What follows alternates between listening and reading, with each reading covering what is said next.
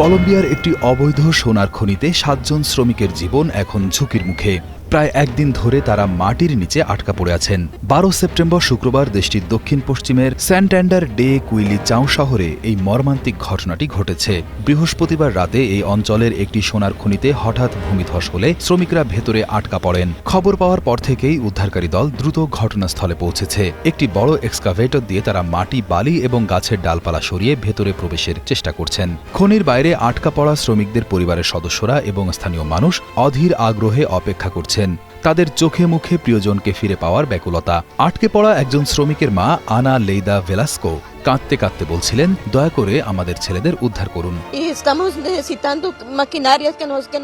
আমাদের যন্ত্রপাতির প্রয়োজন, তারা যেন আমাদের আরো যন্ত্রপাতি পাঠায়, কারণ সেখানে প্রায় ৭ জন ছেলে আটকে আছে। আমাদের কাছে পর্যাপ্ত মেশিন নেই যাতে আমরা আমাদের ছেলেদের সময় মতো উদ্ধার করতে পারি।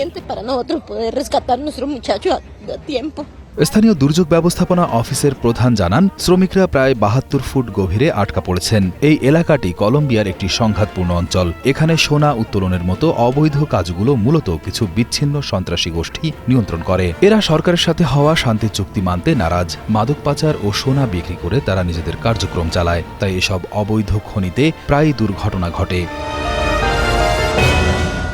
কলম্বিয়ার একটি নিরীক্ষণকারী সংস্থা জানায়, দেশটির বেশিরভাগ সংঘাতপূর্ণ অঞ্চলে অবৈধ খনি রয়েছে, যেখানে সরকারের কোনো নিয়ন্ত্রণ নেই। জাতিসংঘের একটি প্রতিবেদনে বলা হয়েছে, কলম্বিয়ায় প্রায় ৯৪,০০০ হেক্টর জমিতে অবৈধ খনি খনন চলছে, যার ফলে নদীর পানি পারদের মতো বিষাক্ত পদার্থ দিয়ে দূষিত হচ্ছে।